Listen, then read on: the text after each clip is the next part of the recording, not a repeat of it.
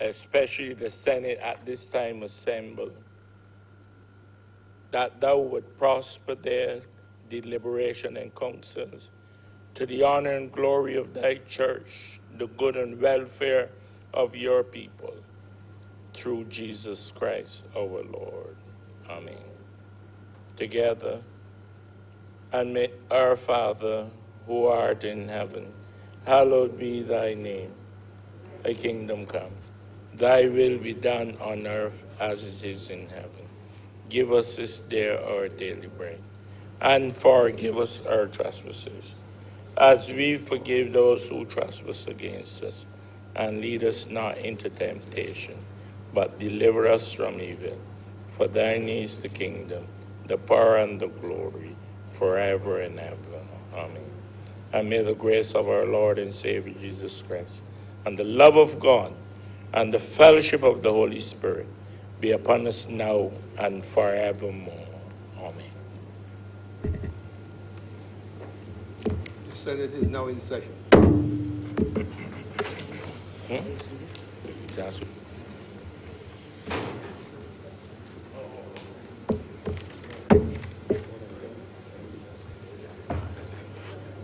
Minutes.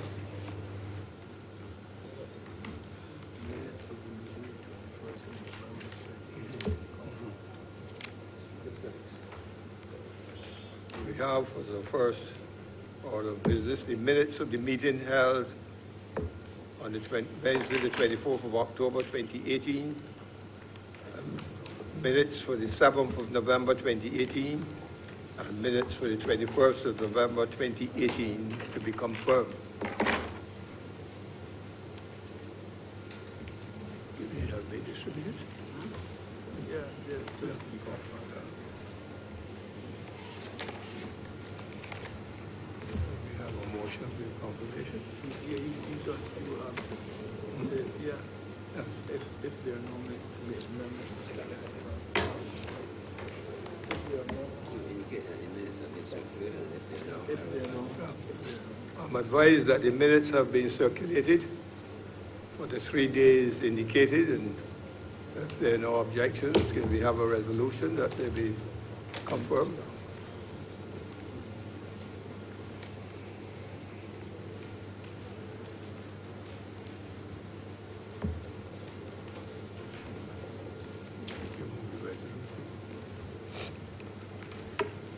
Mr. President, I beg to move that the minutes be confirmed.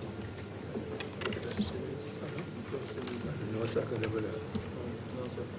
Yes. The question is that the minutes for the 3 days mentioned be now confirmed. All honorable members in favor, please say aye. Aye. Those against, please say no. We think the ayes. Messages from Her Excellency the Governor General. Announcements by Your Honor the President.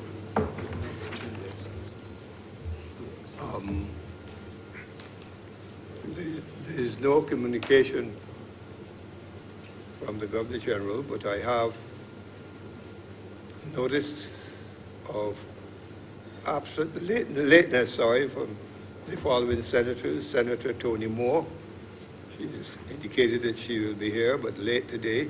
Senator Monique Tate, an indication to like effect, and Senator Lynette Holder as well. They've all indicated that they will be late. But I am to advise that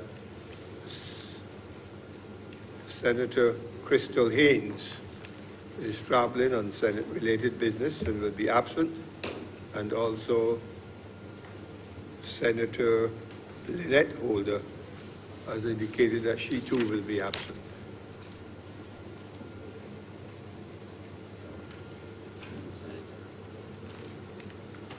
I think I've indicated all. Yes, and the leader of government business with us, our Senator Dr. Jerome Walcott, he too is traveling on Senate-related business and will not be here. Yeah, I mentioned already.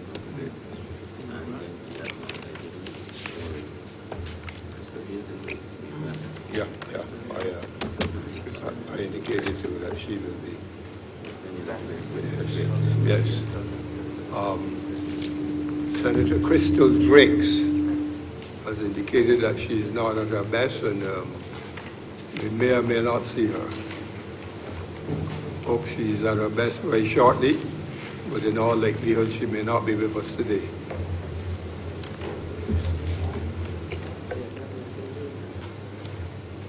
Presentation of petitions, presentation of papers.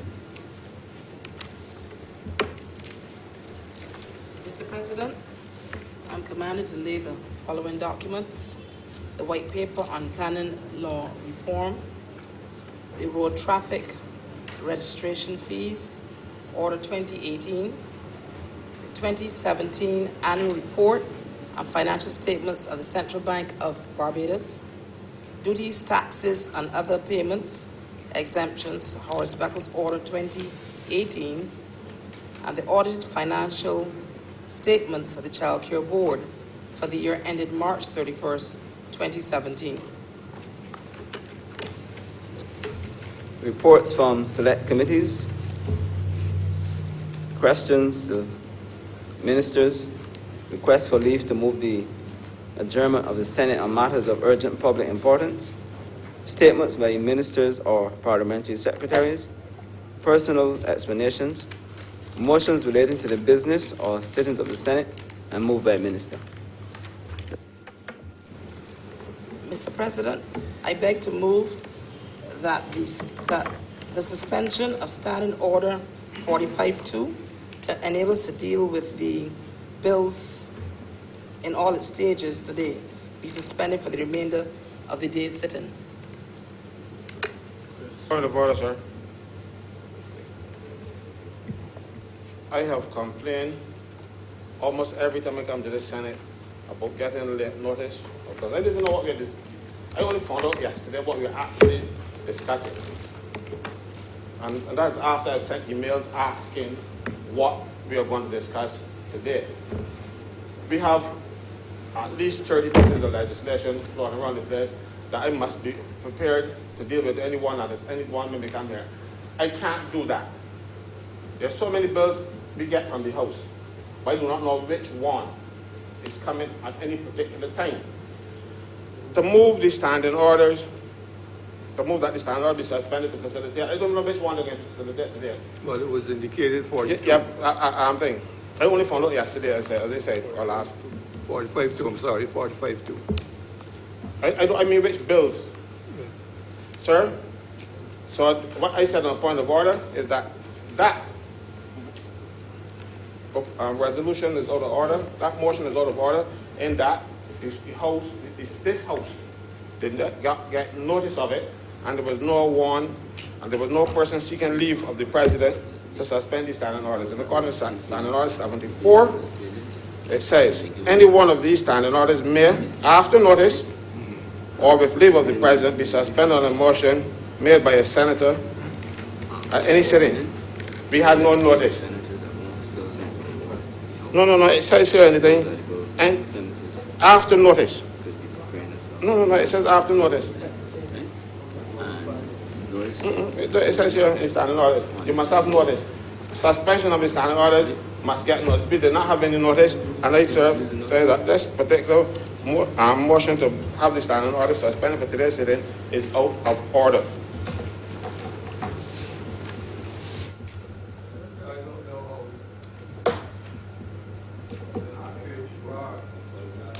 Because if you look at the order paper for today, Wednesday, the 12th of December, 2018, you will see at page 10.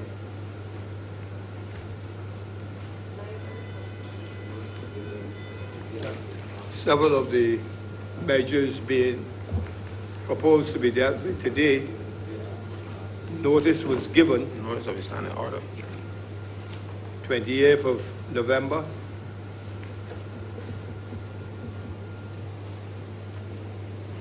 In at least two circumstances. Sir, I'm not talking about notice of the bill. I'm talking about notice of the suspension of the standing order. This is what section standing order number 74 speaks to. it says suspension of standing order. And it said any one or more of these standing orders may, after notice or with leave of the president, be suspended on a motion by a senator at any sitting. We had no notice that you wanted to suspend these standing orders, and that's what I'm saying, and there was no application for leave, so that particular motion is out of order. Because it says in the standing orders, I didn't write them. A lot, Senator, will depend on how much support you can muster for your position. If you read that standing order, it says, it says that the president gives the standing order, you refer.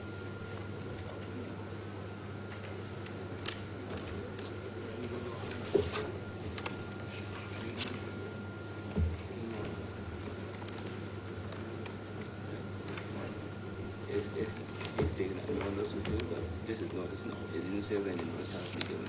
Notice is no go. Right? Yeah.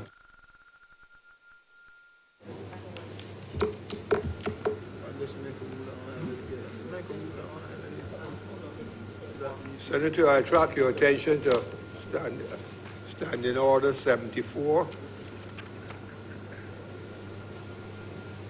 Any one or more of these standing orders may, after notice or with the leave of the president, be suspended on a motion made by a senator at any sitting. A motion under this order shall be decided without amendment or debate. It is the view of the chair that a lot of these matters call for, as a lot more that will come before us, for soon attention, immediate attention. To that extent, I'm expressing my own position, giving leave for these matters to be proceeded with today. No one applied for leave? Pardon? No one applied for leave? The standing order says anybody has to apply for me to leave. I appreciate the circumstances in which the matters are before us. with the leave of the president. With the leave of the president. And the president hereby gives leave. That's all I'm indicating. Have I misread 74? Is the notice or with the leave of Sir, I think misinterpret, but more like it. It says, you are intervening in the debate and you're intervening in the procedure. You are supposed to guide the procedures, and as such, you are putting yourself in a position where now you are getting into the in the procedures. You, sir, your duty here is to protect the minority, the most important duty, because the majority can take care of itself. The minority here is being oppressed. And sir, with all due respect, you are contributing to that oppression. You know, I'm very sorry that I have to say so, but that is what it appears to me. We cannot allow the Senate to be abused like this every time. I asked for the whole week, what are we debating on Wednesday? Nobody can tell me. I sent email to the leader of the Senate. I only found out yesterday that we can that what we are going to be debating. You know, it's unfair. I have 30 bills that came from the House. I don't know which one you're coming with. And as soon as they come in here, then you expect me now to be ready with half a day's notice. I'm not no day's notice at all. It is unfair. And I'm saying, sir, that what you're doing, sir, now is contributing to the oppression of the minority in the Senate.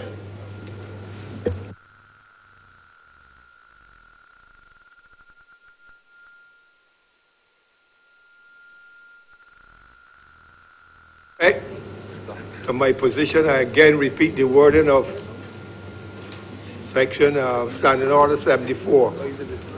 It says any one or more of these standing orders may, after notice, or with the leave of the president, be suspended. And all I've indicated in accordance with the provision of section of Standing Order 74 is that the president hereby gives leave for the matters to be proceeded with. or with the leave of the president.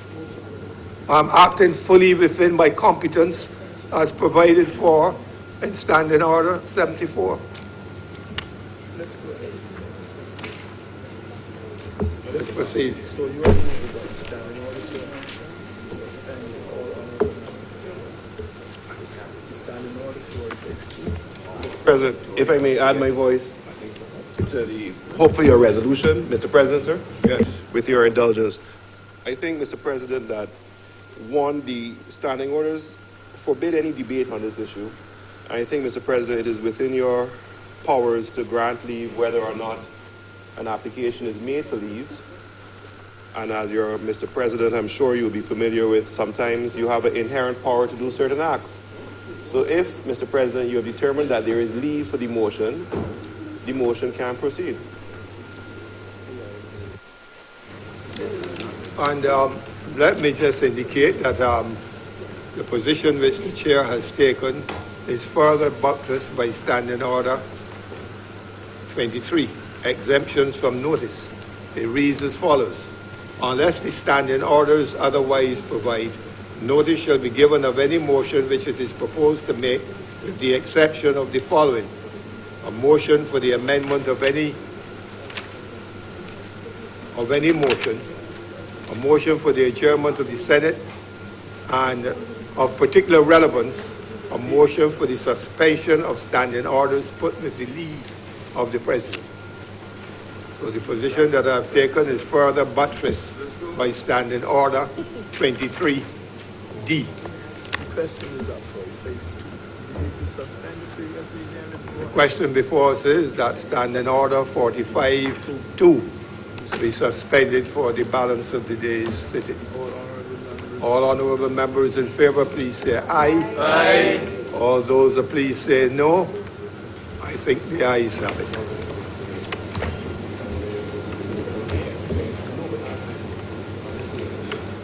Mr. President, I beg to move that the following bills be read a first time.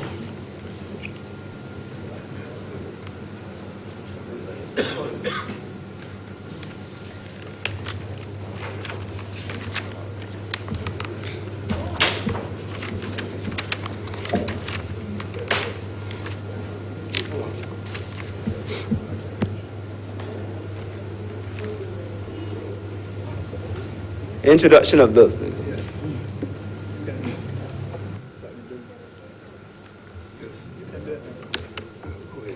Mr. President, I beg to move that the following bills be read a first time. The Income Tax Amendment and Validation Bill 2018, the Fuel Tax Bill 2018, and the Central Bank of Barbados Amendment Number Bill 2018. Question is there was been so mentioned before the first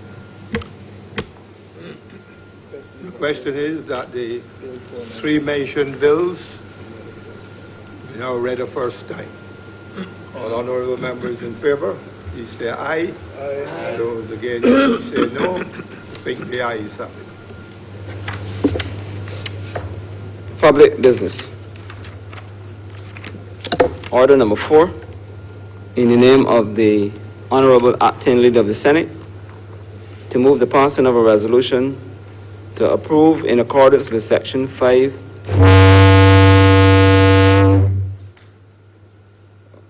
of the Crown Lands Vesting and Disposal Act, Chapter 225, the vesting in the National Housing Corporation of a parcel of land, the property of the Crown, situate at Cloughs in the parish of St. Lucie in this island for the Sites and Service project.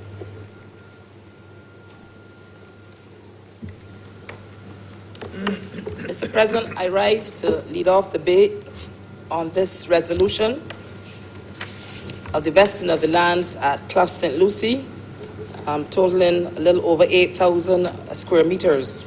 These lands are on a verge which is part of a public road leading to Roaches on one side and to St. Swithins on the other, in the other direction.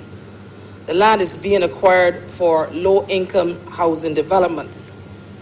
A portion of this land was previously sold under the Tenantries Freehold Purchase Act, and we're now seeking to have these lands vested in the National Housing Corporation as described in the schedule to this resolution. As you will be aware, Mr. President, housing is always a priority here in Barbados for individuals, especially low-income housing. Many people are seeking to find their own, as we say, piece of this rock. And this will give an opportunity to many, many Barbadians who would have otherwise difficulties in getting housing, access to housing at an affordable price. This housing development would certainly be one such at an affordable price, and not perhaps like some previous low-income housing developments that we were told would have been at a low price and turned out to not even be within the reach of people in the middle income bracket, much less low income housing. So it's important that this parcel of land be vested in National Housing Corporation so we can achieve this endeavor that Barbadians who would like to have their own home have this opportunity. Furthermore, St. Lucie in the northern part of the island is certainly a part of the island that we would like to see have more and more development. And certainly the land available down there would be extremely suitable in one, providing housing to individuals so that they would have their own homes, but also two, to help to bring further activity, further development, and further expansion of Barbados's endeavors to ensure that the whole island continues to develop at the same rate. And certainly we would hope that this parcel of land, once vested in National Housing Corporation, will do such. Mr. President, housing, not just in Barbados, but all over the world, is seen as a priority for individuals. Oftentimes we forget that there are many people living in conditions where they are in extremely cramped situations, where they're looking for an opportunity to move out of such situations, but certainly finances always plays a part. So low-income housing then becomes a solution to this type of issue and problem. And we believe that this particular parcel of land will help to alleviate some of the much needed housing solutions that Barbados requires at this point in time. And with that, sir, I'm obliged to you. Oh.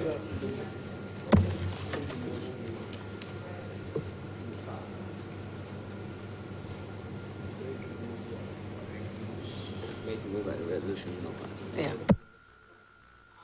President, I beg to move that the resolution be now passed.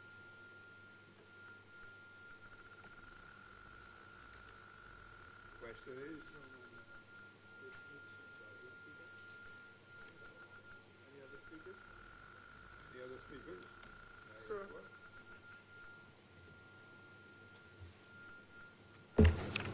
I was expecting Senator Franklin to, usually this is the position he speaks to, or speaks at, but I want to make a small contribution to the debate, Mr. President, and in making the small contribution which I propose to make, there are just about 3 observations that I would like to make this morning. I am something of a politician.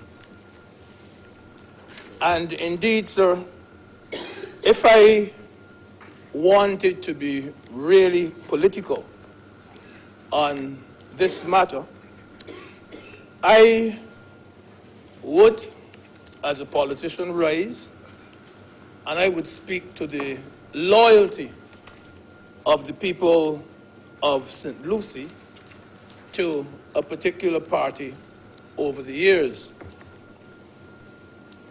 Firm support for as long as I can remember. Indeed, sir, I do recall that it was St. Lucie, along with St. John, that somewhere around 1999 or so, they withstood a storm when the people of Barbados attempted to do what they finally got to do in 2018. Those two were able to hold on during that storm, St. Lucie and St. John. But I don't want to be political, and therefore I'm not going to speak to that. Indeed, sir, if I really wanted to be political, I would actually speak of a time in 2009 or thereabouts when the representatives from those said two parishes, St. Lucie and St. John, they had a memorable photo shot not far away from where this resolution pertains, in Cloughs, not far away from at a place called Pickering. And there the people of St. Lucie began to dance because they were told that right there at Pickering they were going to have the largest shopping complex, they were going to have a post office, a library, they were going to have everything at Pickering, only to find out later on that that was just another empty promise. But I do not want to be political, and I'm not going to mention those things. St. Lucie, over the years, have got very little, if anything, for their loyalty. Now, they were able to withstand, as I said, that storm, but neither St. Lucie nor St. John were able to withstand the tsunami. Now, I live at one end of this island, and St. Lucie happens to be at the other end. But I know this area at Cloughs. I know it well. Indeed, right beside Cloughs is another district. That district is called Greenwiches. You hear the name, sir? That district, I repeat, is called Greenwiches, right alongside Cloughs, right alongside the same area. Yes, yes. So I know the area. And I know of all the people, the Hines family, the Cadogan family, the Brooms family, and so on from that area. I know too, as was mentioned by the leader of the House this morning, that quite a few people in that area, the Cloughs area, they benefited tremendously from the Tenantries Freehold Purchase Act. There were a plantation community, and when that particular act was formed, they benefited tremendously, those families in St. Lucie. Now, sir, I have traveled throughout the Caribbean, and this is the real gist of my submission, the first point that I really want to hit. I have traveled throughout the Caribbean, and I would want to say, sir, that this country of ours, pound for pound, indeed, sir, house for house, in my opinion, as I go through the Caribbean, this house has the best housing stock in the region. Not an idle boast. I was around for a long time. In fact, I think only yourself and would be, sir, around longer in this Senate, this chamber, than I've been. And I was around in the days of Hurricane Janet, 1955. I make bold to say today, sir, that if a hurricane of the strength and the magnitude of Hurricane Janet had to hit Barbados today, it would not do the type of damage which it did in those days. I do not live, sir, in any heights. I don't live in any gardens or terrace or park. I live in a little district called Marleyville. And sir, that is the same district in which I lived during the time of Hurricane Janet. A little village, and that too, like Clough's, was partly owned by the plantation. And in my district in those days, nearly every house in that district suffered significant damage. Nearly every single one. I couldn't even remember, as I was trying to jog my memory just now, of anyone that wasn't damaged. The majority of the houses slipped off the prop, and some of them were blown completely off the prop. And I know the young folks in this chamber may want to know what I mean when I say props, because their idea of a prop today is something that you take on stage to enhance your performance. But the prop is really when you have what we would call in those days the soft stone, and you put your house frame on it, and very often the wind got under there and threw the house very high, or just blew it right off the prop. And I don't see that type of thing today. The fact of the matter is that the owners of those houses around the time of Hurricane Janet, they could only build wooden houses because the land was not theirs. The land belonged to the plantation. All of this has changed, Mr. President,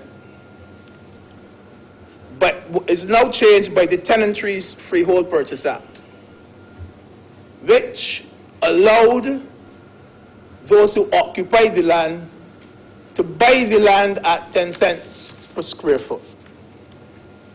In that district of Marleyville now, you can hardly find a wooden house. You can hardly find a single wooden house.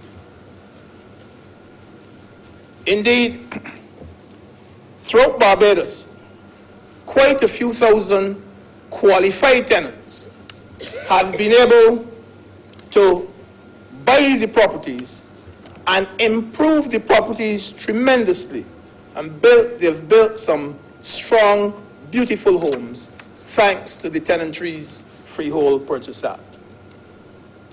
Even more importantly, those people have been making their wills.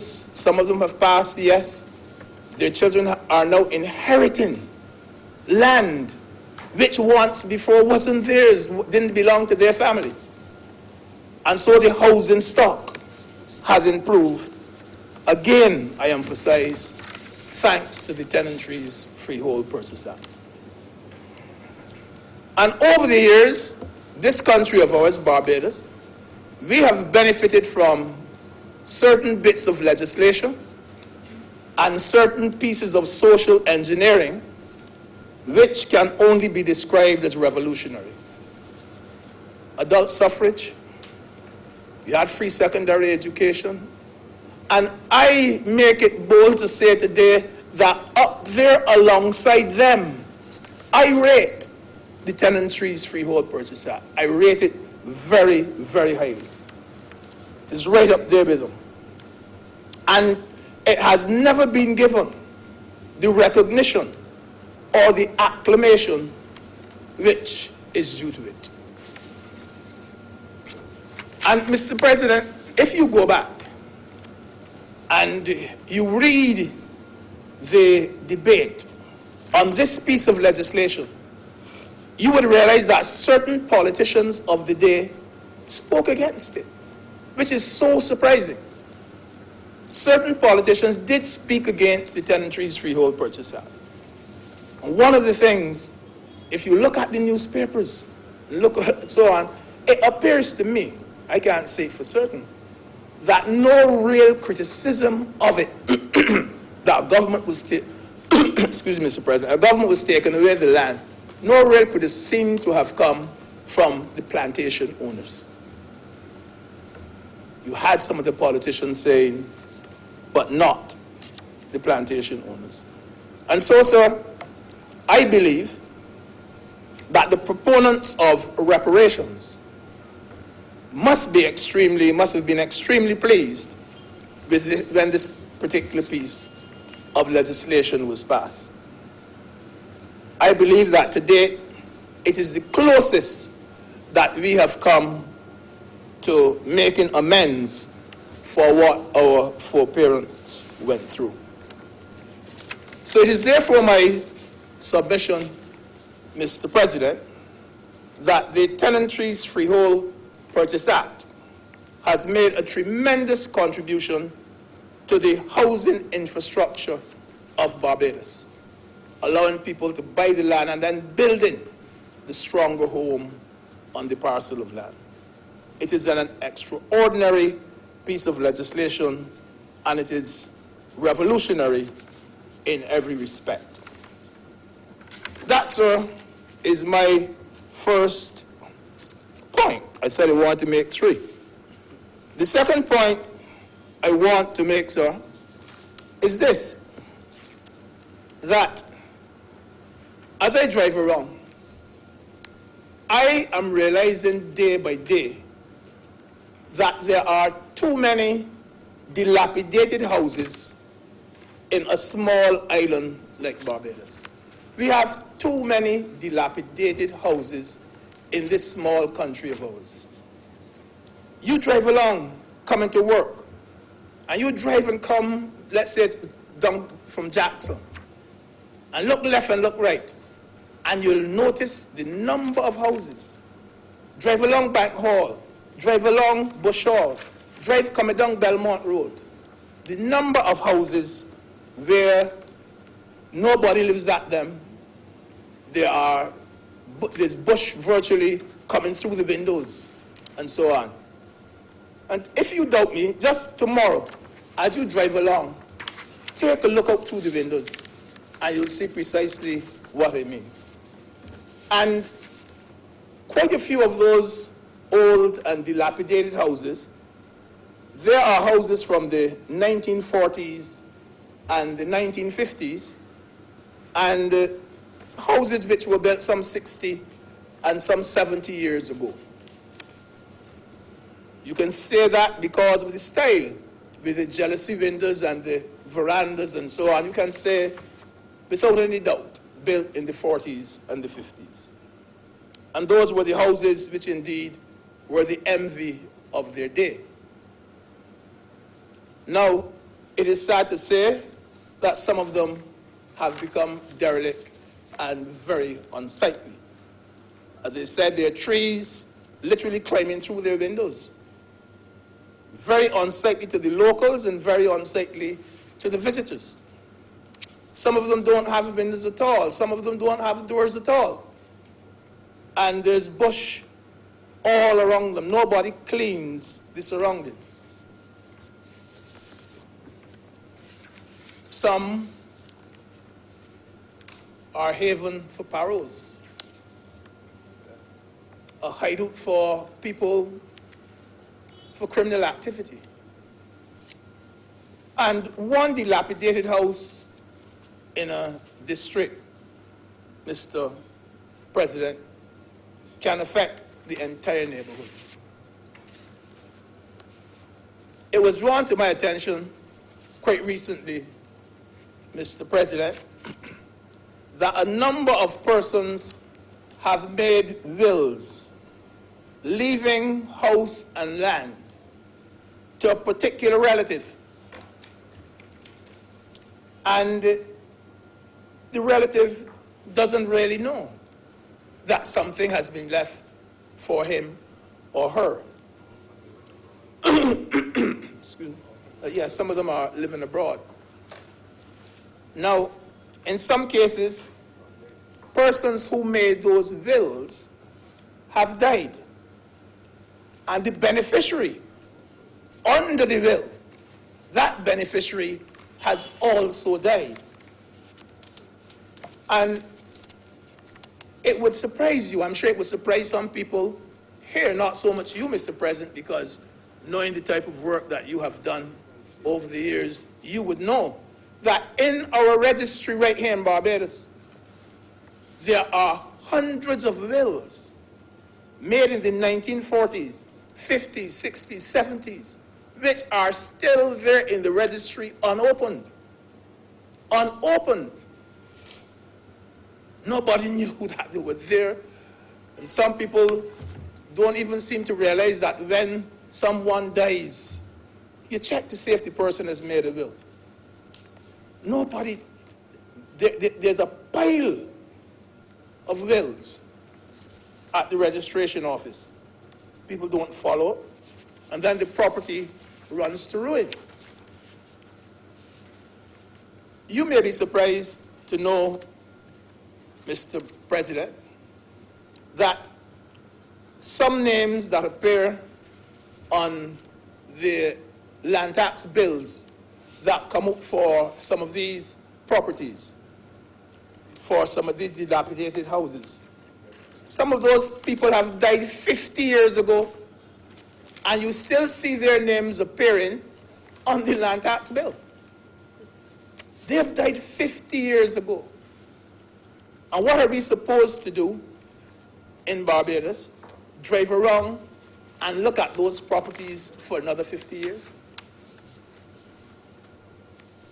I believe, sir, that there is need for us to launch a campaign against these dilapidated and unsightly buildings.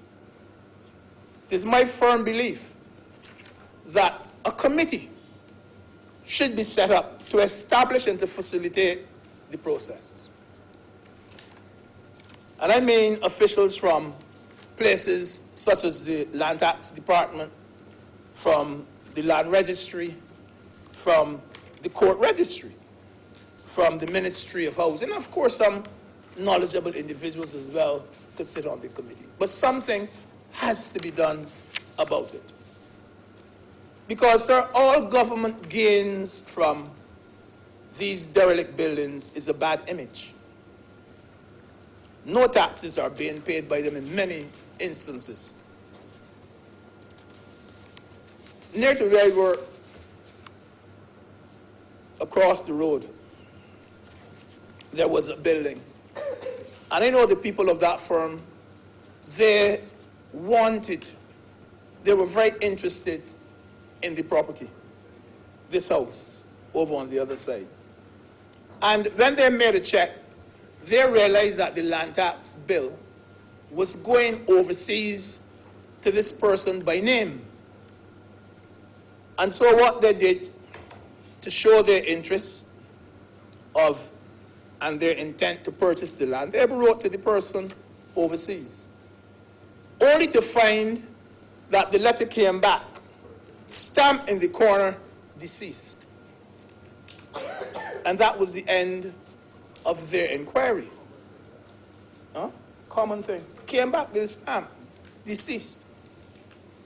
But the house is still there.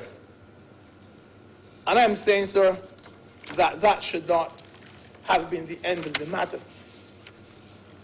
Because it's still there, and it will be still there next year and the year after, and so on. But again, I say that government should move swiftly.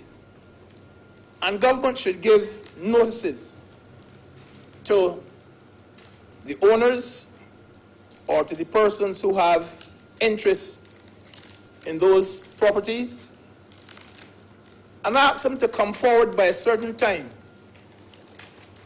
in order to prevent acquisition of the property. And sir, if nobody comes forward, government should be able to take action. And I mean action such as vesting the property in national housing, selling the property for the arrears of taxes, and so on. Remove the eyesores, as you're saying, Mr. President. You know, there are some, government could even sell this land, these properties, to middle-income earners as the occasion demands, because it could be someone not necessarily middle income, but sell the land. Find something to do with the property rather than let in a small country like Barbados all of these house spots there with dilapidated houses remain as eyesores. I don't think so that we'll have to change the Constitution to do something like that.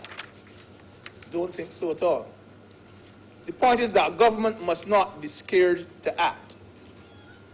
And truth be told, in doing this, government is not going to be offending anybody, just making the island more pleasing to the eye. I believe so that if we have to take some harsh decisions in Barbados to make this place a better place, then we should do so. Sir, the final point, remember I said I wanted to make 3, there's only number 2. The third one I'm going to make very quickly. And it is almost akin to the first point which I made about the second point which I made about the properties. Many Barbadians left this island in droves in the 1950s, and subsequently too, they left. The real brunt of them went over on a boat called the Francasi and another one called the Sorrento. The Sorrento. Only the old boys didn't know about that. Yeah, the Francasi and the Sorrento. And they left and they went to England. And, sir, when they left this country, they had one dream. I am going to leave Barbados. I'm going to go to England. I am going to work out there. Whether I work in the London transport, whether I work in the factory, I'm going to work. But the one thing I'm going to do, send back home some money to build a house. And they say, and then I'm going to go back home and live in that house and die in Barbados. Because that is what their aim and their dream was. And their dreams came true. A lot of returning nationals came, they built the house, and sad to say, many of them have no passed. But sir, that is where the problem is. That is where the problem is, of which I now spend the last minute of my submission. There are houses in Ruby Park. There are houses in Mangrove. There are houses in Fortescue, which these people have built. The problem is, now that they've gone, hey, look, they had children in England. They had children in England. The children were born in England, went to school in England. They are working in England. They grew up there.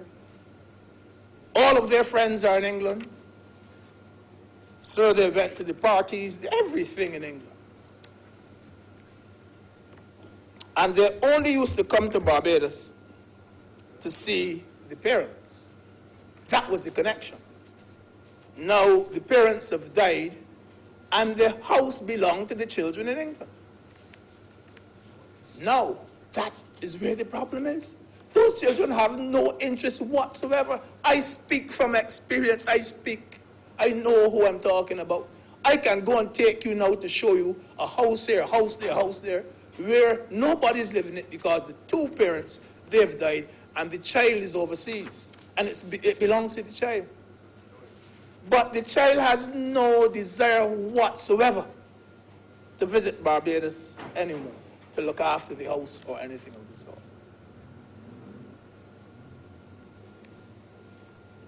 They have no urge even to sell the land. You tell them, what about selling it?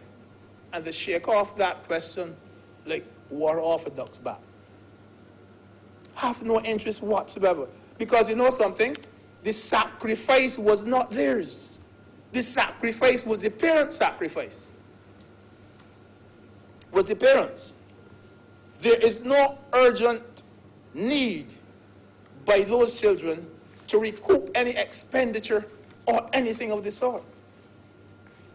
And so, those houses remain unattended. These houses right now, they are not like the dilapidated houses that I spoke about. These houses are not in bad shape. They are not in bad shape. They're not dilapidated whatsoever. But it is a problem which sooner or later we are going to have to face. It's a problem which already has raised its ugly head, and it will be a big problem for us in years to come. With those words, Mr. President, I am obliged and I support the resolution to assist the people in Cloughs with their low-income housing. I'm obliged to you, sir.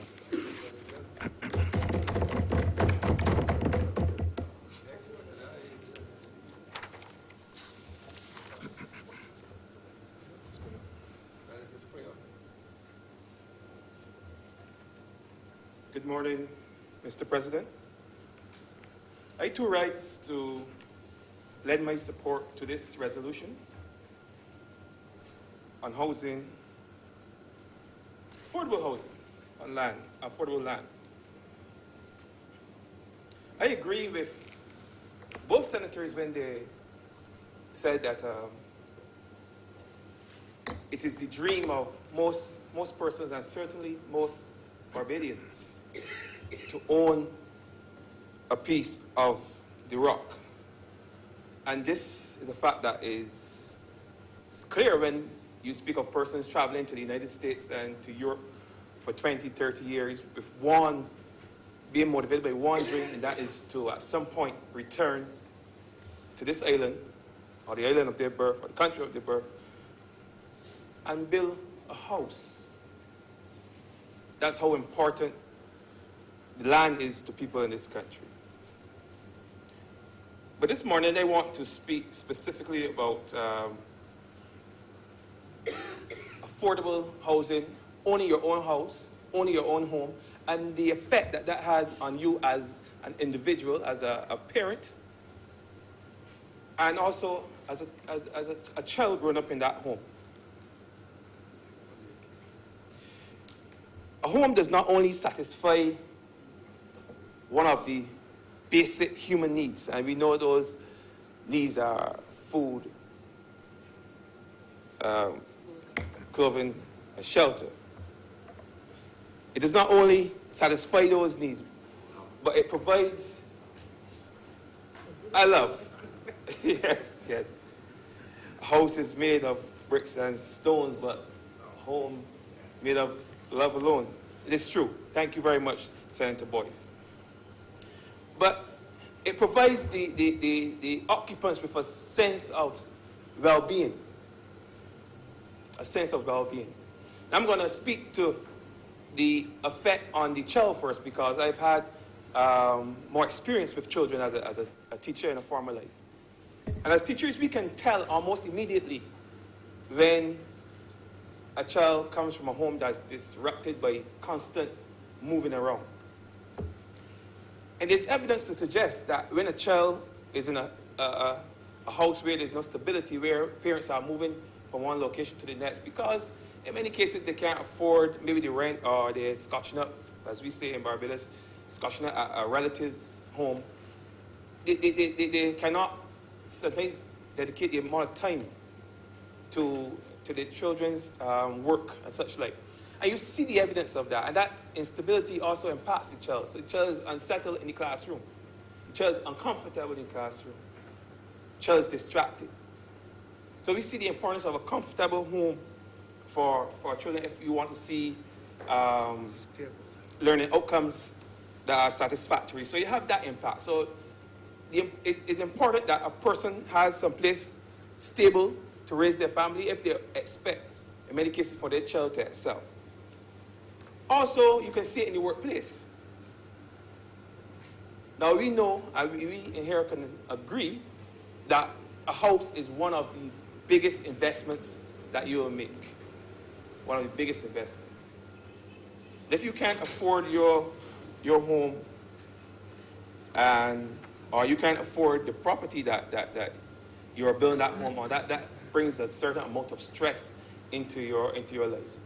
So you have that impacting your well-being as well. So sometimes it may manifest itself as mental stress. You're at work, you're studying, your rent, you're studying, how you're gonna pay for the property that you would like to build your house on. These are things that impact a person's ability to function.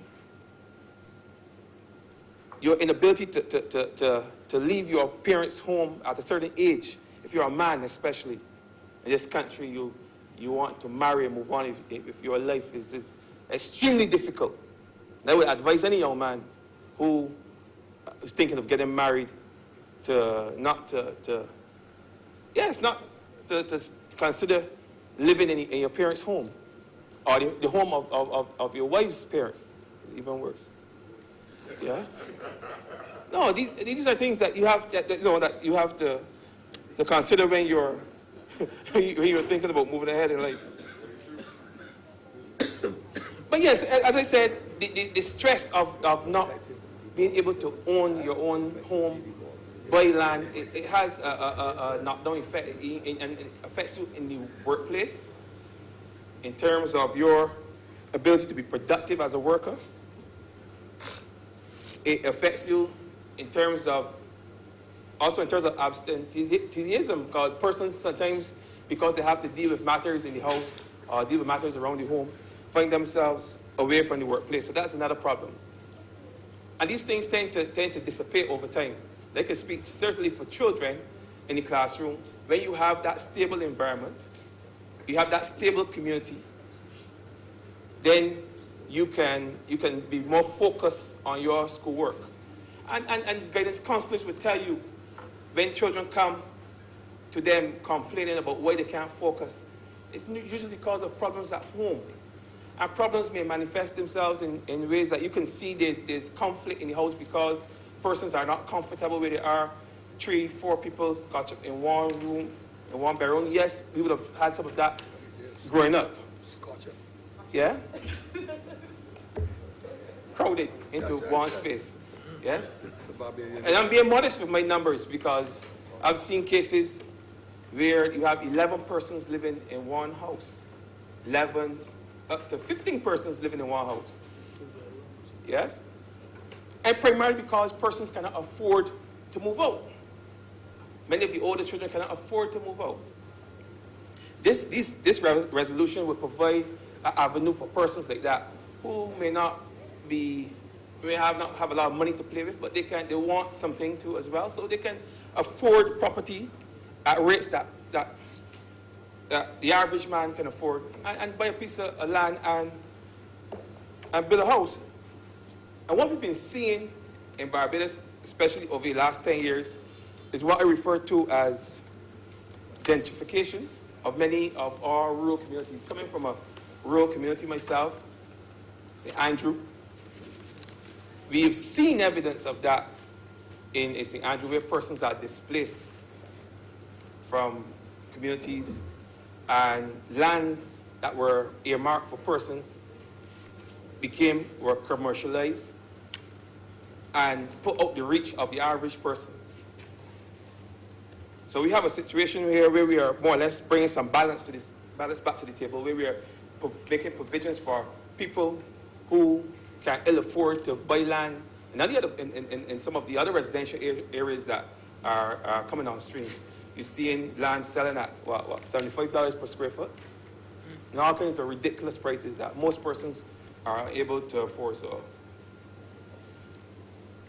And that brings me to my final point, 'cause I'm going to be short on this. The whole idea of staying, this will speak mainly to persons within that parish, St. Lucie. Sometimes persons want to stay within the parish. They don't want to dwell so far. If you grew up in St. Philip, like good Senator Greenwich, you don't want necessarily to move too far down into St. Thomas or maybe St. James or St. Andrew, St. Lucie. You know, sometimes you want to be stay within that particular parish. And I believe this resolution will provide another avenue for persons to stay right close to home and build out the communities that surround those areas. So Greenwich Village, Greenwiches, thank you, with persons living in that community would benefit from a resolution such as this. Of course, there'll be other persons who will come in from outside who will also benefit.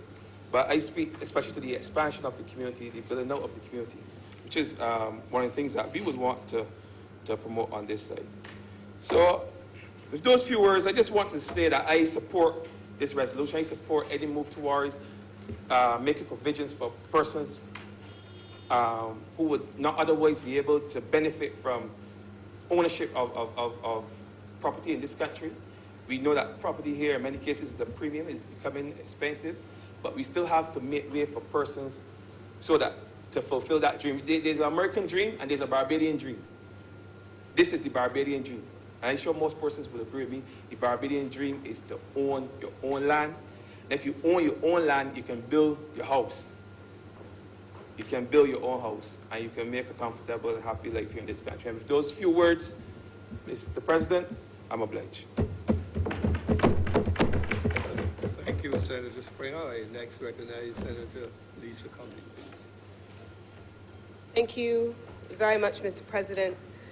I too wish to lend my voice to this bill and to join my colleagues who are expressing their support for the passage of this particular, these two resolutions, vesting land at Chancery Lane and at Copson St. Lucie.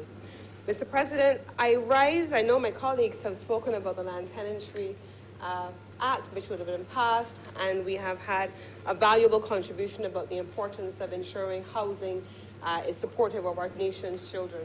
I want to speak, Mr. President, today about the question of the right to adequate housing in the context of this resolution. Mr. President, in 1948, when the United Nations adopted the Universal Declaration on Human Rights, one of the key points which was raised was the right to adequate housing.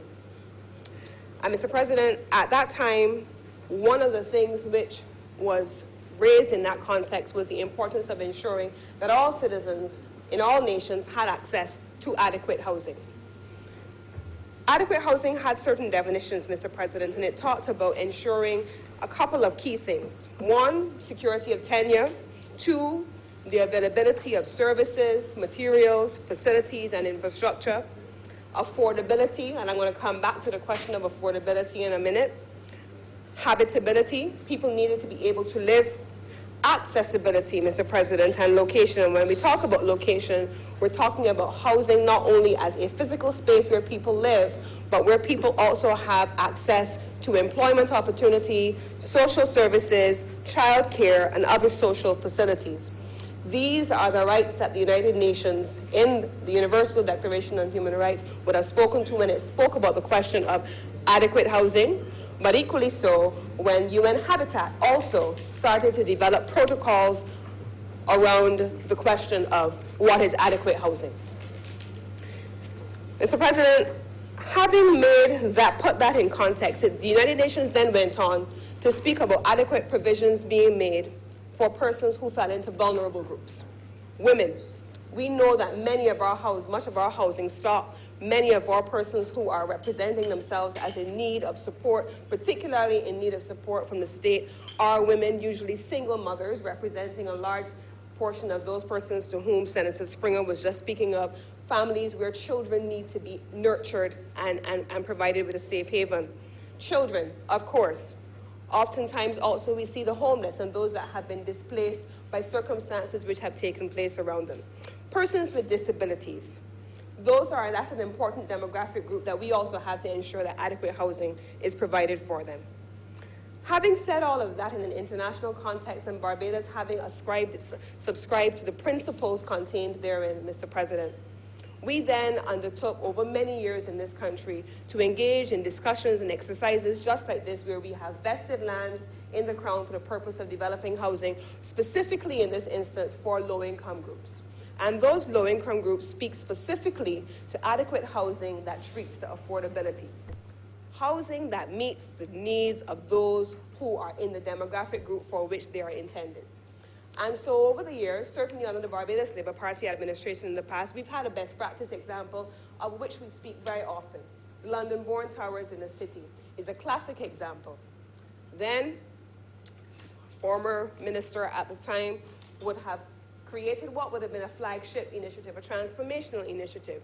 And I was speaking with the former minister at the time, last Friday, we were at the same function, and she was saying to me that it was one of the few housing developments that met some of these criteria that we're talking about here today. There was a crash facility being provided for women who were usually single mothers who needed to be able to go off to work, earn a living, support their families, but yet have safe haven for their children. Social facilities were provided. Play facilities were provided. And of course, it was central and in the city of Bridgetown. So this is an important principle when we engage in exercises like these where we vest land, where we not only create housing, but we create housing that is actually affordable to those for whom they're intended. So we went from a London-born towers under Barbados Labour Party administration to having instances where housing development in subsequent years also aimed at the same demographic, also aimed at low-income earners, also meeting the same needs of adequate housing, including the provision of social services, found themselves priced well out of the reach of the demographic for whom they were intended, found themselves immersed and embedded in corrupt practices, found themselves in a situation where persons were designated to live in given houses and then were unable to actually access them. There is no low-income person in Barbados that typically would look at a $450,000 price tag on a 650 square foot apartment and think that that is low-income housing. It's not normal. That's not affordability. And so I want to say here, Mr. President, that this is an important debate, but the execution of it is also important for the people of Barbados. In the last decade, we also saw a number of housing developments that at best I can describe as disrespectful to the ambitions and the hopes and dreams of Barbadians. Why? Because there were doll houses on little patchwork plots of land. They did not say to us that we grew up in a nation where in tenantries and villages all over this nation, generations like the ones that Senator Greenwich was talking about would have come up in these small neighborhoods, had land passed down from a grandmother to a father, and from a father to a son, and from a son to a daughter. And they, the poor, low-income people of this country, would have worked their way up. They never went to the banks to access credit in many instances. They added on a room here, they added on a room there, they painted there, they added on a bathroom, they subdivided the lot and applied for permission and created another property for a grandchild. And so they built up communities around the tenantries and villages of this nation because they were given an opportunity under the Freehold Tenantries Act to be able to access affordable but also aspirational housing in this country of their birth. That is what these exercises need to be able to enable. And so we must never go back to a place where these dolly houses represent what we consider to be low-income housing. We must never go back to a place where we come to this place and we vest lands in the Crown, and then we take those lands and say to Barbadian nationals, take that. Whatever we give you, you must take. We must never come to that place, Mr. President. Not only did we find ourselves in that space, but worse yet, We're now in a position where if we drive by our highways, down Highway 2A, for example, in St. Philip, for example, in many of these neighborhoods, the majority of these houses are overrun by brush. They are left to run to ruin, and ordinary Barbadians are still unable to access housing. And every other week we look at our newspaper and we can see a single mother, a displaced person, somebody who needs housing, and we are being told there is no housing. That cannot be the standard of our Barbados, Mr. President.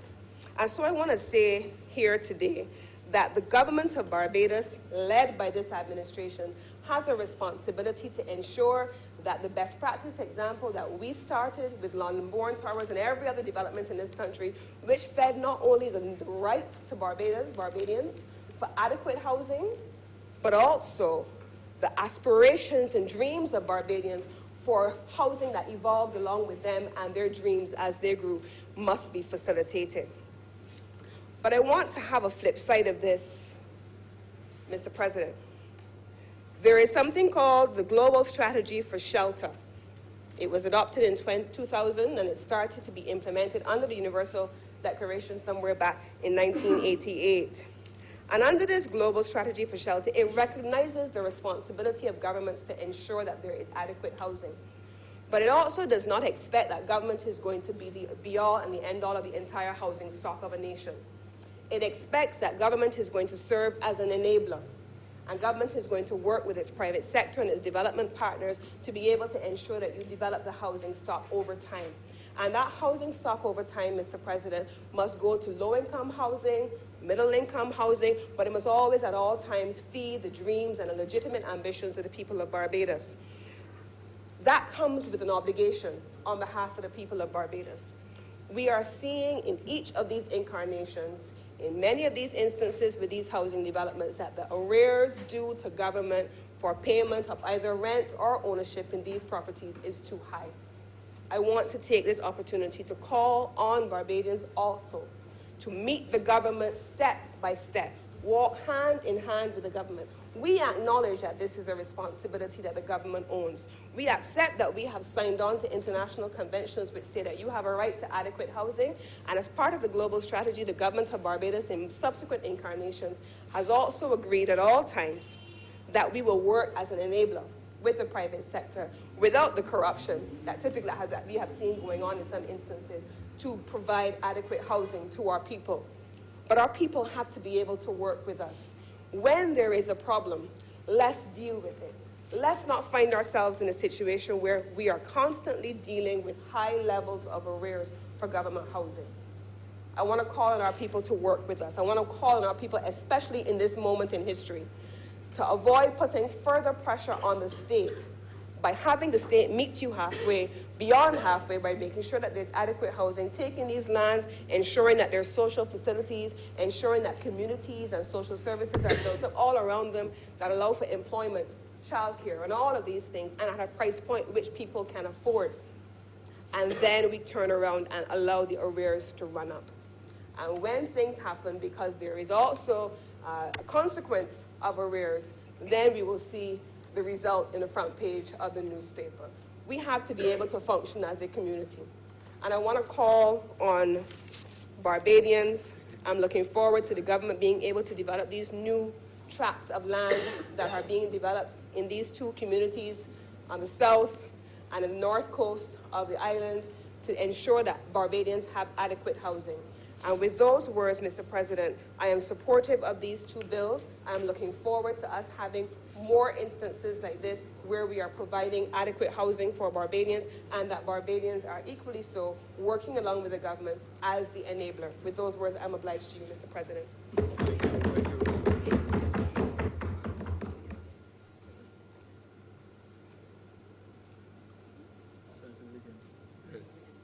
Thank you, Senator Wiggins. I next recognize you.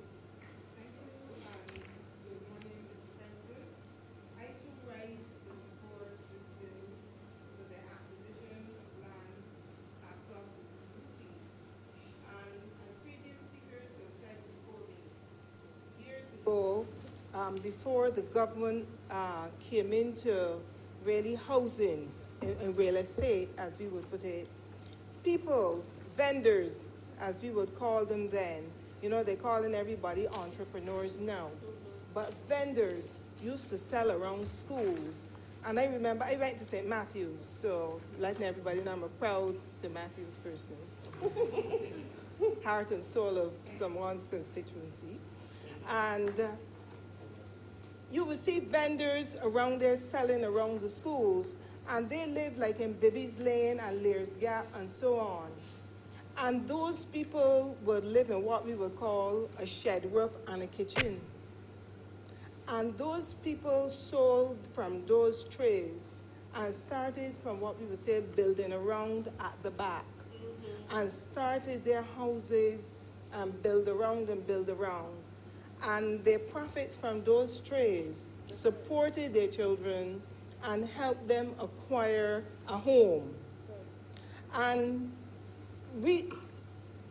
because of education, which is a very positive thing, a lot of us have moved out of these districts and so on, and we want to own a piece of the rock. And a lot of us, on leaving school and getting our first job, would apply to the National Housing Corporation to get a house, as we would say. And I can tell you that I have applied to the National Housing Corporation and never heard a word from them after all of these years in terms of application for a house. Maybe I wasn't politically connected, so I didn't get one. So I'm saying that the government has now gotten into, building houses for people. And our senator here, she alluded to London-born apartments, and I have that in my notes as well. That's why I smile. And that is a good model, and it's a good model in the sense of those of us who go to Britain and so on would know that when these houses are built, these high-rise houses to accommodate different families, you have businesses at the bottom of the houses.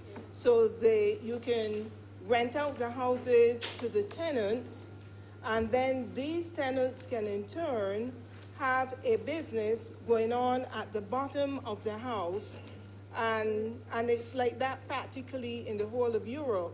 So some of these models we can take and, actually make them a little better in terms of what we want for our people. The other thing in relation to housing, and obviously it is rearing its ugly head now, is that, and for many years, that you would have rented housing. The government would have invested a great deal of money in building houses, and tenants refused to pay their rents. And by refusing to pay the rents, the government was not able to have those funds revolving to essentially repairs and maintenance and also new housing. And on the question of repairs and maintenance, I would think that when you spend a great deal of money on assets like real estate, there must be a maintenance program in place, a very serious maintenance program. Because not only the houses, it's the government buildings, it is the schools, and it is these same national housing units, as we call them, that fall into a serious state of disrepair simply because there is no preventative maintenance programs in place for all these buildings. I mean, you have a beautiful building there like the National Insurance Building. I remember when that building was open, and I just got back here, but I don't think any tenants are in there now. So I think that with housing and with any type of real estate that government wants to become involved with, that they have to look at maintenance, because you cannot be abandoning buildings after 10 years, after 15 years, after 20 years. Because when we ourselves go to the banks to acquire a mortgage, we have to look after the maintenance and repairs of these houses. You just cannot abandon the houses because they are in dire need of repair. I mean, that's like sunk costs. So I think that that is one of the programs that the government has to look at. And then it's also the question of filtering applications, because at Cloughs, this land is being acquired for low-income housing. And the question arises, how do you filter the applications for low-income housing? People come up with all types of formulae, and there was this controversial thing of means testing people for loans and that type of thing. But I do believe that when you look at low-income housing, you should set scales in terms of salary scales and sometimes employment. And I know of someone who didn't live in this jurisdiction, applied to NHC for a house. And the person said because they were a maid, that they had qualified for low-income housing. But because when the currency was translated, they were making more than 5,000 Barbados dollars, and they were told that no, you cannot qualify for low-income housing, not because of your job title, but because of your salary scale. So I think that sometimes we have to look at the two things. Because the person is classified as a maid and making more than 5,000 Barbados dollars, that they thought that they should be eligible for low-income housing. The other question in terms, though, Mr. President, of land acquisition is the whole question of the compensation of landowners.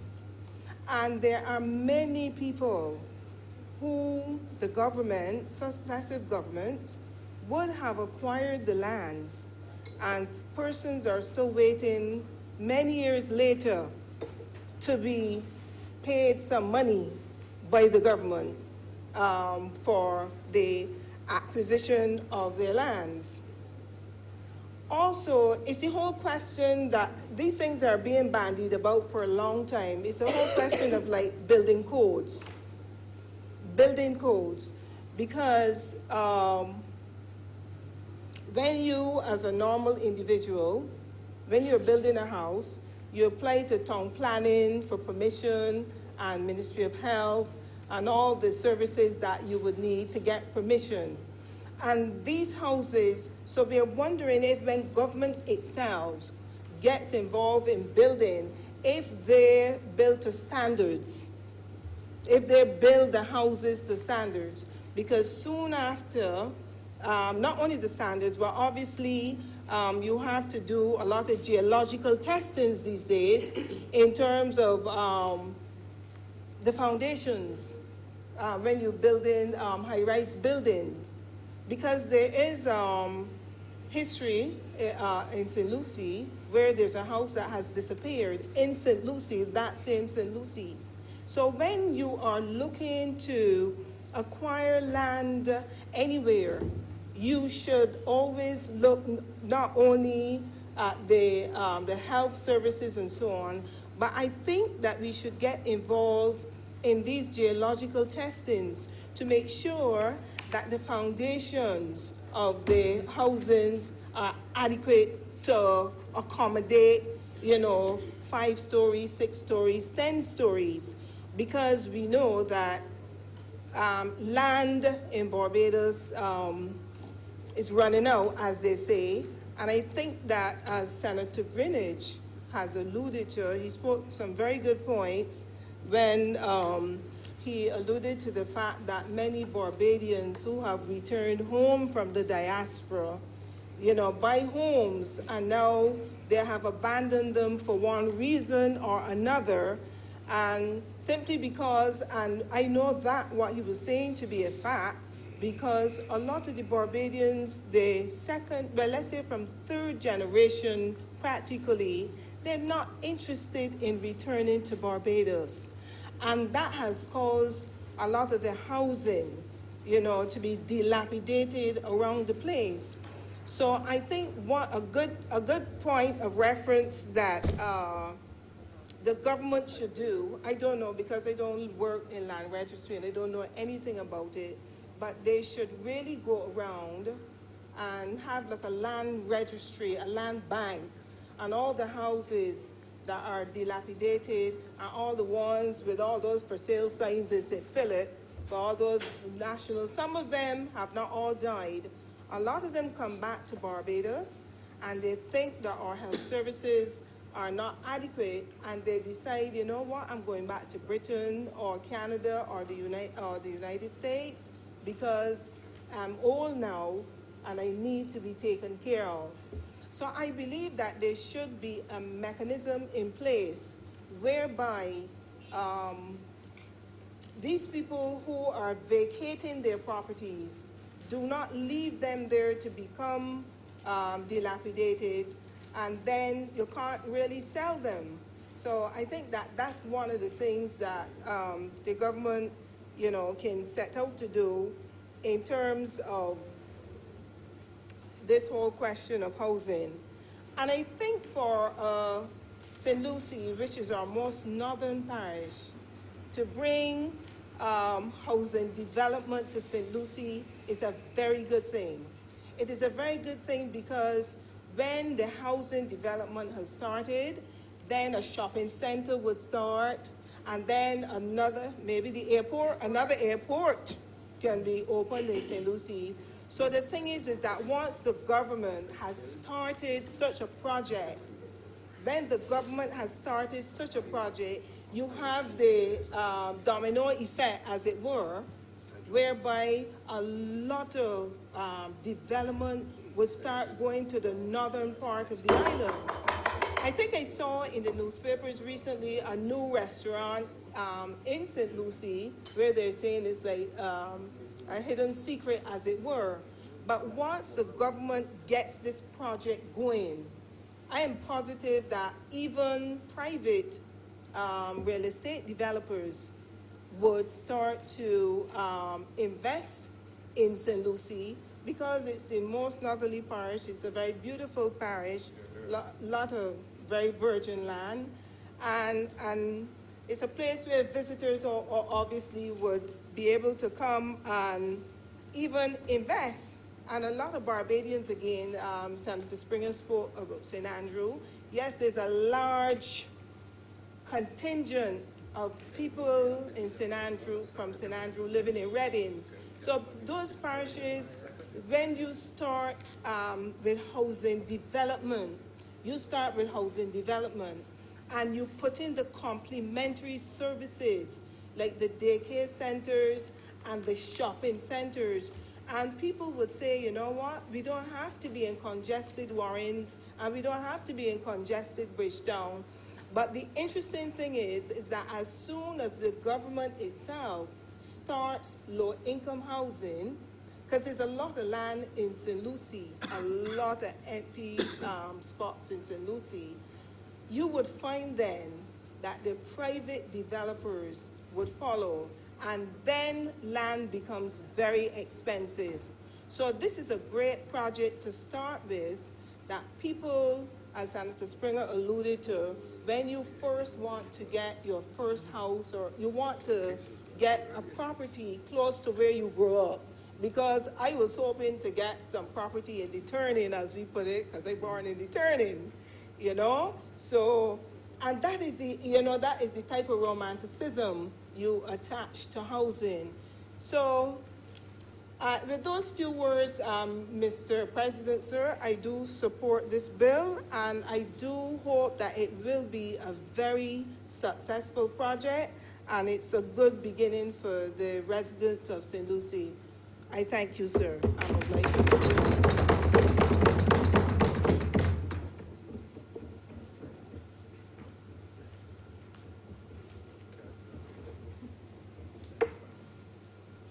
Franklin, President, please proceed, sir. thank you. I have no intention of speaking on this resolution, but I've heard senators speak, and I just wanted to clarify some things for them. Yes, because And I was just about to ask you then, where are you standing? No, but I said one of the clarify something, I think just to clarify a few things. Senator Greenidge in particular, even though he wasn't speaking on this resolution, he made mention of some derelict houses and stuff. And I recall, I've always been a lot of things. So I recall in the Housing Act itself that there's provision for the National Housing Corporation to move in. And so first of all, they have to serve a notice on the owner of this property, these derelict properties, if they're unfit for human habitation or they're nuisances and stuff. They can, not the National Housing Corporation under Section 11 of the Housing Act. The National Housing Corporation can move in and force people to clean up their properties, and if they don't do that, they can even demolish them and sell the property to recover their costs. So what we're asking for is already there. The problem is that we don't do it. The Ministry of Health also has provisions that they can deal with derelict houses and stuff, but nobody does it. And these derelict houses, if you ever live in a neighborhood with one of them, you would know that the rats take over. And then you're hearing about leptospirosis and all kind of stuff, leptospirosis. And you wonder what's happening. It's happening from a lot of these derelict homes. Then also, some of these derelict homes become places of residence for what we call paroles. Right now, next to my office, there is a school, former school, the Louis Lynch School. It is very heavily tenanted. I don't think the government knows that because they don't use the normal entrance. They use a little hole in the wall and they go in there. I saw a fellow one there from my window taking in a stove. Now people will laugh, but he has to cook on something. But people live in these places and they're not maintaining them properly. They need to clean up that as well. I look for maybe at times to times.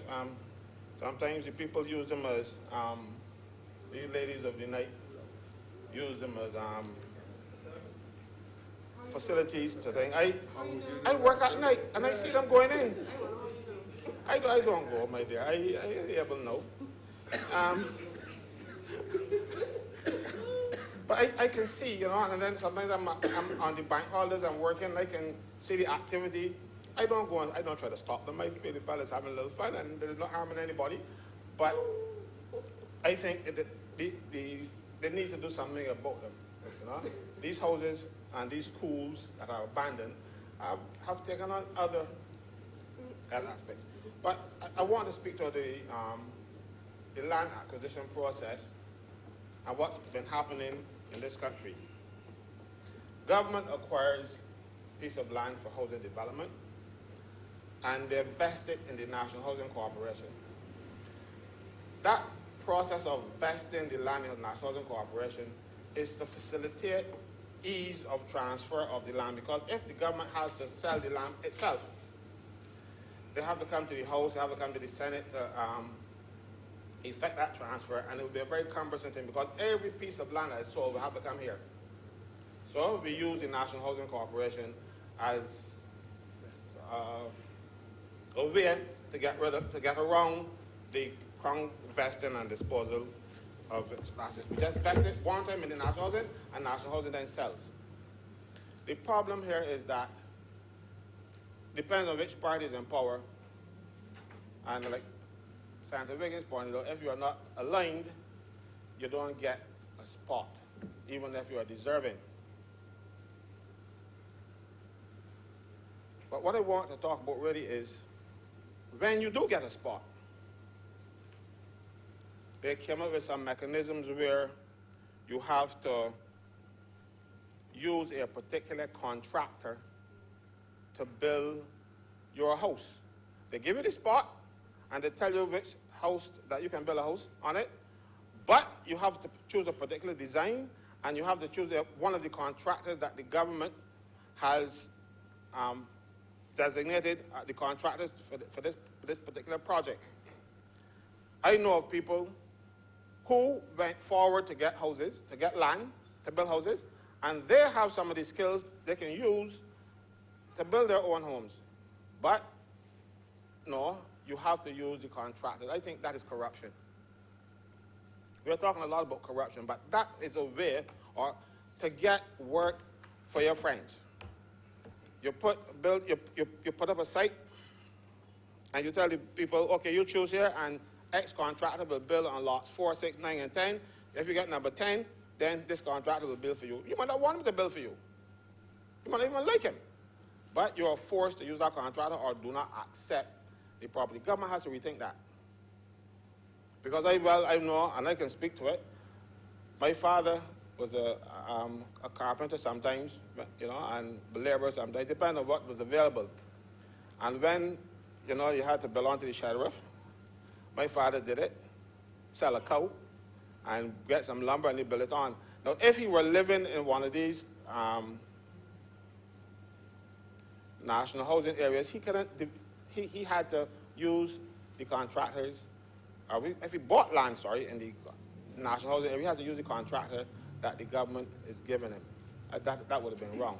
But then he had the skills. Right? So I think that government needs to fix that.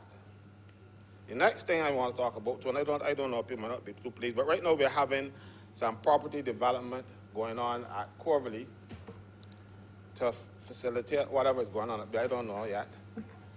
But I well remember when that property was up for sale back in the 90s. I was a member of the board of directors of Public Workers Credit Union. And we proposed to buy that piece of land and make it available to our members. Because that was around the time when the Sanford administration was sending home people. And we wanted to empower some of our members who were going home. And we talked to some people who wanted to get land, build homes, small farms and stuff. And that was a project. We even secured funding for this project. We had designs for the homes and all kind of stuff. And the government refused to sell it to the credit union. Talking about empowering poor black people. Instead, they gave away the land, but not you. So don't start getting angry. They gave away the land to someone else to build chicken coops. I think it was Senator Cummings that spoke about these chicken. Yeah, these dolly houses. Because, you know, if you stand up between some of them and you stretch out your arms, you might touch both. You know, and that's nonsense about zero lot line, where you own nothing other than the house in which you occupy. You can't even put up a clothesline. I hope that this government is not so foolish and so disrespectful of the people of this country as to continue that nonsense. You know, because it is hurtful. And I saw in the newspapers where a lady having bought and occupied one of those overpriced chicken coops, it was leaking and she couldn't get it fixed. Had a lot of trouble. It was all in the newspaper. Most of you must have seen it. And of course, it was on the Barbados underground, place very frequent. And so I noticed a lot of what is happening in terms of these houses. But a government did that to the people of this country. Government should get out of the house building. I don't mind you providing lots. Find a piece of land like you're doing now. Put in the water, roads, and whatever, and the lights, and then leave the people to build in accordance with the standards set up with the town planning department. Because you cannot, if you say, well, okay, I've given you a house spot, but you can't go and build a chicken coop on it, or a house has to have a particular value if you want to put it on this property. I think those should be the restrictions. You can't go and put something like 4 poles in a shed and put galvanizing around and say, I'm going to live in there, because it will bring down the value of the other people's property. But government should not be building the homes. We have too many people who can build now. There's no shortage of builders in this country. And we certainly should not be forcing people to choose the builders that we want to empower, to give them some money.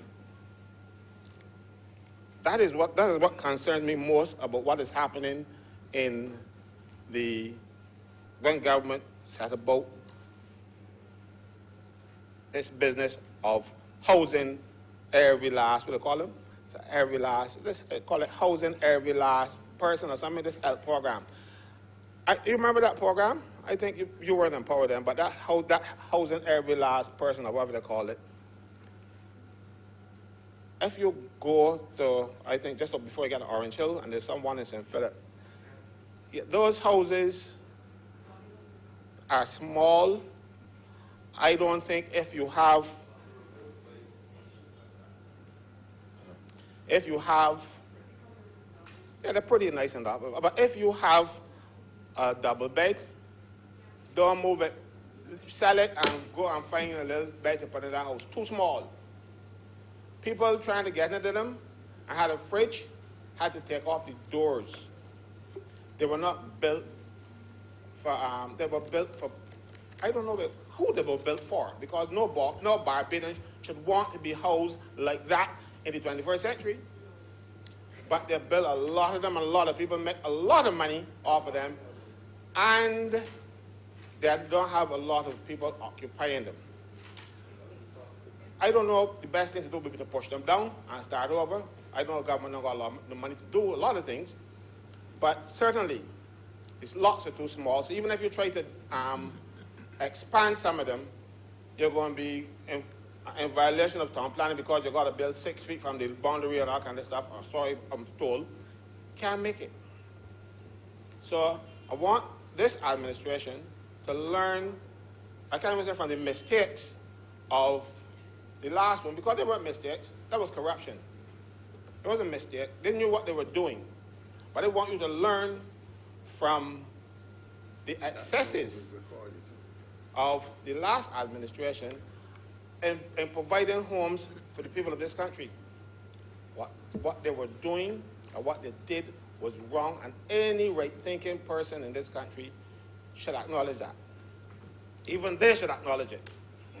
They were just building and building and building and building without any regard. And they were building overpriced homes, and Senator Cummings called them chicken coops, overpriced dolly houses. You know, they were small, they are small, and they're not fit for the purpose. I am sure none of the persons who were responsible either for designing them or for commissioning them would want to live in any of them. None.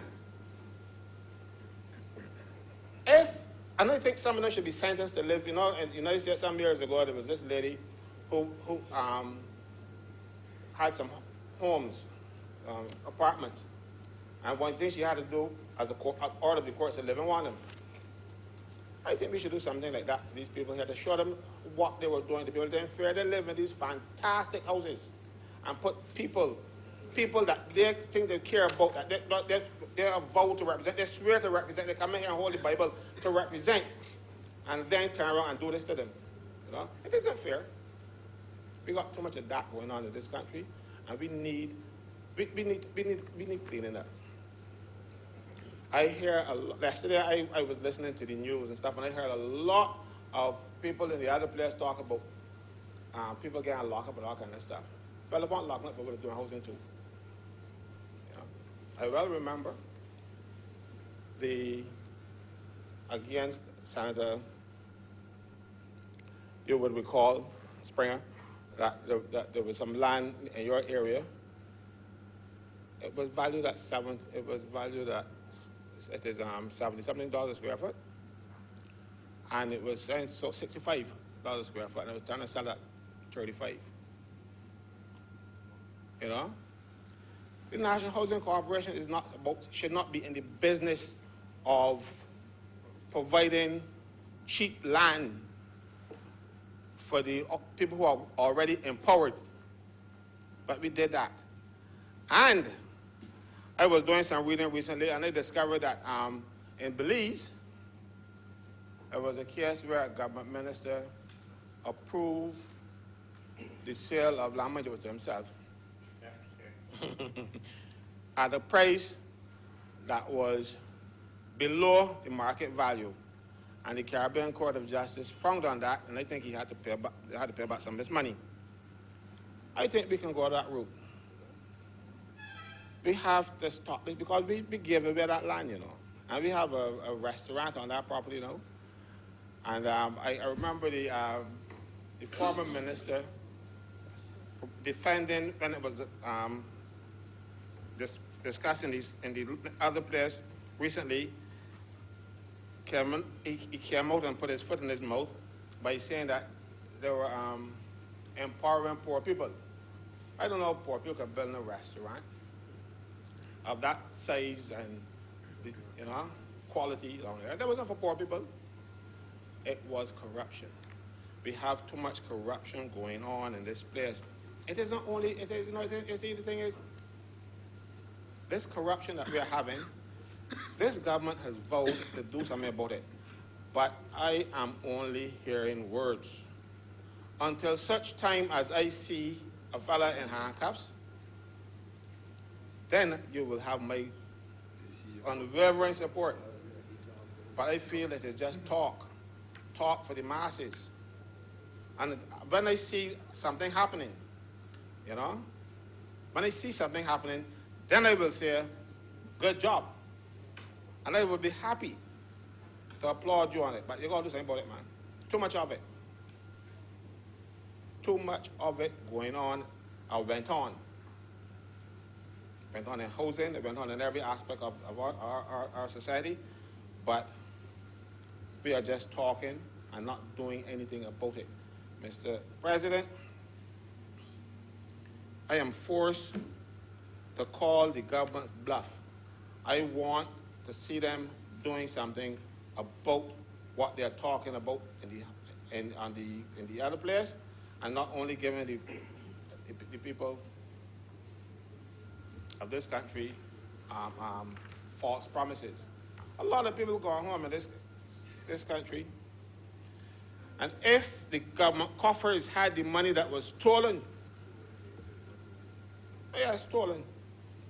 we wouldn't be seeing 1,500 to 2,000 people going home and expecting more.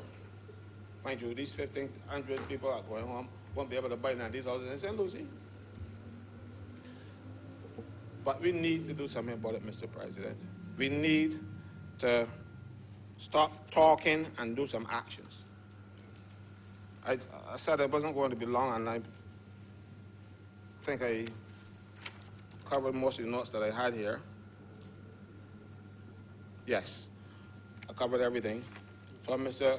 President, I'm obliged to you.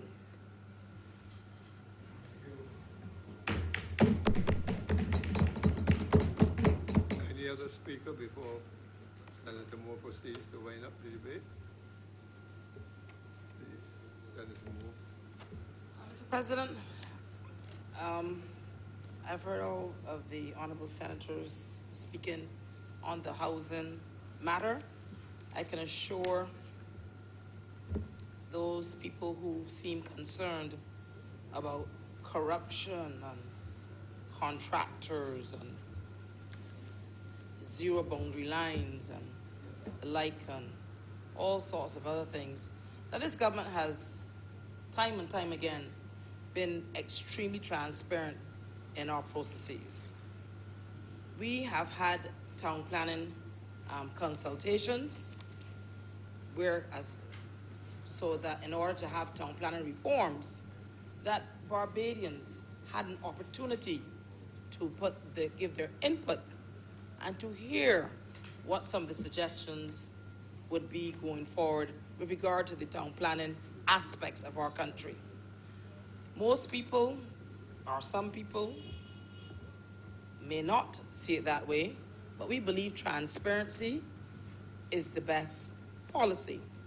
And as a result, we have been very careful to ensure that all Barbadians, if they so desire, can be a part of the process and the decision-making going forward for the betterment of our country. we certainly don't frequent any underground sites or underground locations. We are totally above ground because we are above board. So I can certainly say for myself, I don't frequent any underground sites and locations. And as far as ensuring that all Barbadians have equal opportunities within our ability to provide housing to Barbadians, we will always endeavor to do so. Bearing in mind there are no perfect solutions, there are no perfect situations, but we always endeavor to do what we know is in the best interest of this country. I would just like to conclude and say that I want to thank all senators for supporting this resolution, and I would now like, Mr. President, to move that the resolution be now passed.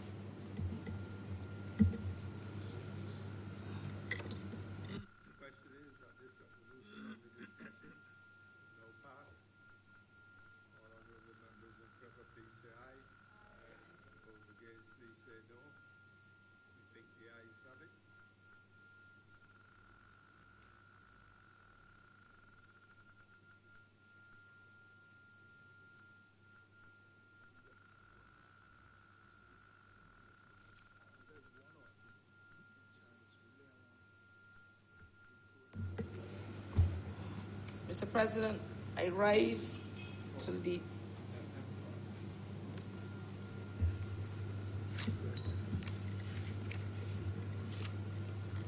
Order number 3, sir.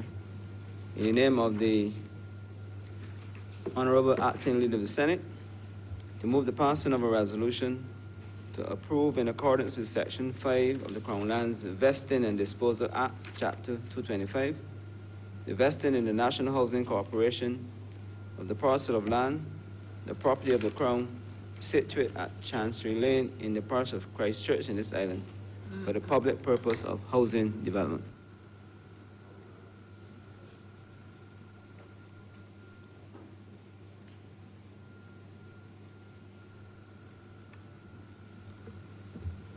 Mr. President, I rise to lead off the debate on the vesting of lands at Chancery Lane in the parish of Christchurch.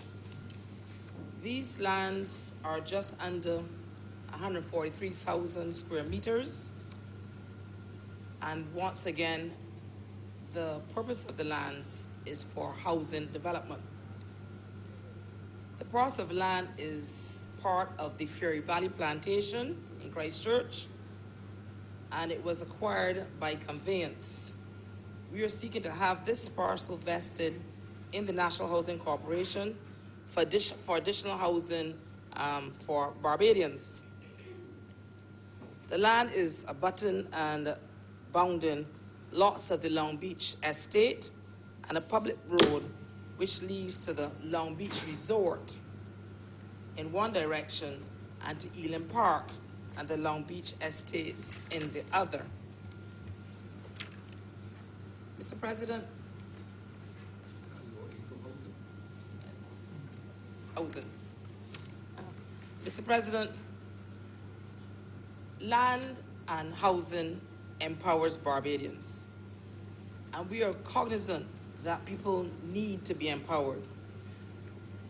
When someone has their own house or their own land, they're able to use it for all sorts of purposes. When they go and get a mortgage, it gives them equity, and as time goes on, they can use this equity to further themselves and to also enhance their existence and that of their families. Oftentimes, people use their houses or lands for the purpose of loans for things like education. We see that all the time. And that's been a long-standing Barbadian tradition where people will use what they own in order to further the education of their children or their grandchildren. People also, when they own their own property, they tend to treat to their environment and surroundings differently. When one owns their own home or their own piece of land, they tend to improve it. And those improvements come in many ways, not only in terms of building a structure, which then keeps the lands and the environment in a particular condition, but they tend to have a whole beautification of their environment.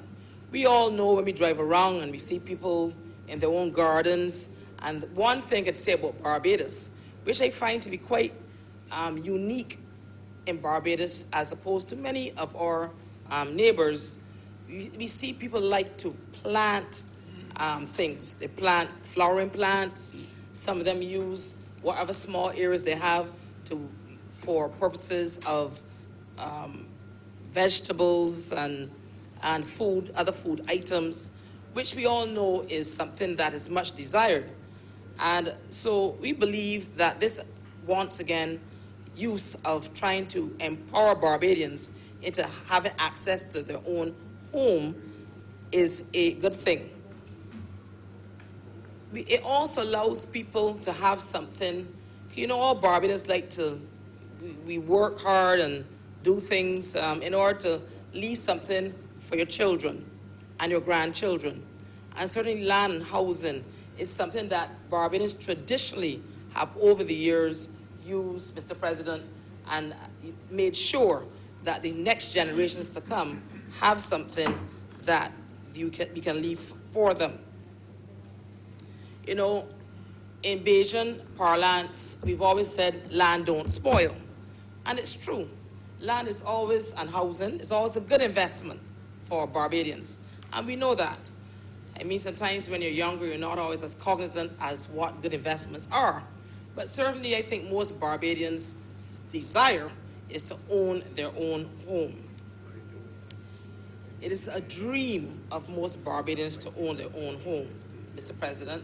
So we believe that this land, these lands here in Chancery Lane, will once again provide Barbadians with their dreams and their desires to own their own homes as a chance once again to empower them. And finally, Mr. President, I just want to say that we know Barbadians want their own places. There's an issue that has seemed to permeate in recent times, which is the issue of squatting. And the reason why people squat is not because they want to be nuisances. They squat because they want to have their own place. And sometimes those places are not available. But we believe that when we provide solutions to the housing issues of this country, it would help to alleviate an issue like this and other issues. And it's the responsibility of responsible governments to ensure that as many people that can have the opportunity to own their own home or their own piece of land are given that chance. And so once again, Mr. President, we're looking to have the lands here at Chancery Lane vested in the National Housing Corporation to provide solutions to the Barbadian housing situation.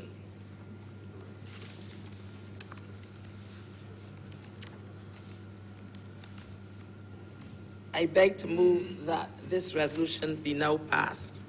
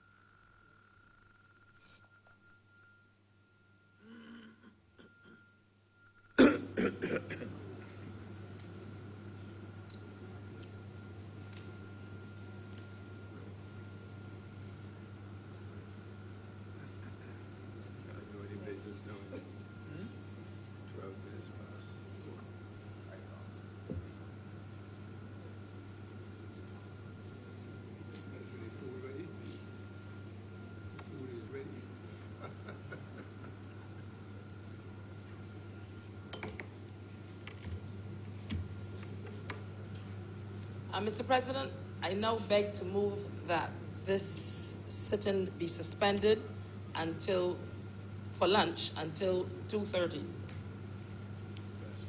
The question is that this sitting be now suspended until 2:30. All honorable members in favor, please say aye. Aye. Those against, please say no. I think the ayes have it. And we now stand suspended until 2:30.